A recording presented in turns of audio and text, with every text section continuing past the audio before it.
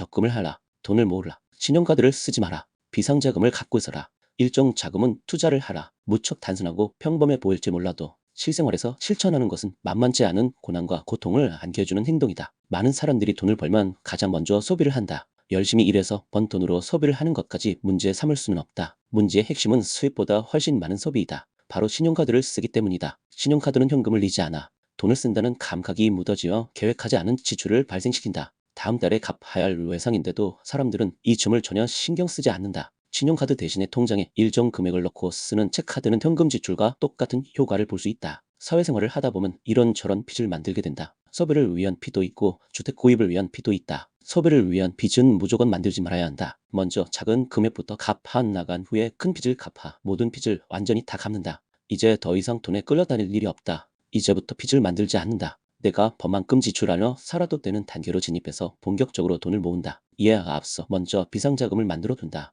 100만 원을 먼저 모은다. 좀 더 여유가 생긴 후에는 36개월 정도의 생활비를 비상자금으로 마련한다. 아무리 빚을 열심히 갚고 더 이상 필요 없는 지출을 쓰지 않으려 해도 어떤 일이 갑자기 생길지 알 수 없다. 교통사고가 날 수도 있고 다양한 상황에서 예기치 못한 일이 벌어질 수 있다. 이런 일을 해결하기 위해 비상자금을 꼭 마련해서 절대로 건드리지 말고 준비한다. 그렇게 모든 빚을 없앤 후에는 일정 금액을 지속적으로 투자한다. 투자라고 해서 거창하게 부동산 투자를 하거나 직접 투자하고 ETF를 해도 된다. 대다수 사람들은 보여주는 삶을 살기 때문에 힘들어한다. 좋은 차를 구입해서 타고 다녀야 하고 남들에게 잘 보이기 위해 멋진 옷을 산다. 자신의 상황에 맞는 선택을 하며 지출해야 한다. 필요하지 않으면 차를 구입할 이유가 없다. 차를 꼭 구입해야 하는 상황이라면 신차를 뽑거나 리스나 할부로 구입하면 안 된다. 돈을 알뜰살뜰 모아 중고차를 현금으로 사면 그만큼 돈도 절약할 수 있고 허튼 곳에 돈을 쓰지 않을 수 있다. 이러쿵저러쿵 100마디 말보다는 열심히 일하고 버는 수입의 일정 부분은 무조건 적금을 한다. 그런 후엔 남는 돈으로 살아가도록 노력하면 한다.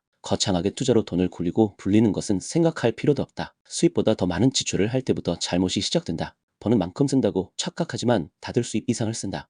이미 언급한 현금 지출이 아닌 신용카드를 사용하기 때문이다. 주택대출도 일정 금액 한도 내에서 자신의 수입을 고려한 대출을 받아야 한다. 이자만 생각하며 무리한 대출을 받으면 결국에는 고통만이 다가올 뿐이다. 나름 무계획적인 소비는 안 하고 신용카드 대신에 오로지 현금과 체크카드로만 생활하라. 적금 부분은 각자의 상황에 따라 가입 여부가 조금 다를 수 있어도 무조건 하는 것이 좋다. 남에게 보여주기 위한 삶이 아니라 자신의 능력 범위 안에서 사는 인생이 가장 행복한 인생이라 할 수 있지 않을까. 1단계 걸음마 과정 비상자금 100만 원 모으기. 2단계 걸음마 과정 눈덩이 필요 없애기 작은 금액부터 차근차근. 3단계 걸음마 과정 종자돈 완성하기 1000만 원. 4단계 걸음마 과정 소득의 15% 노후자금에 투자하기. 5단계 걸음마 과정 교육비 마련하기.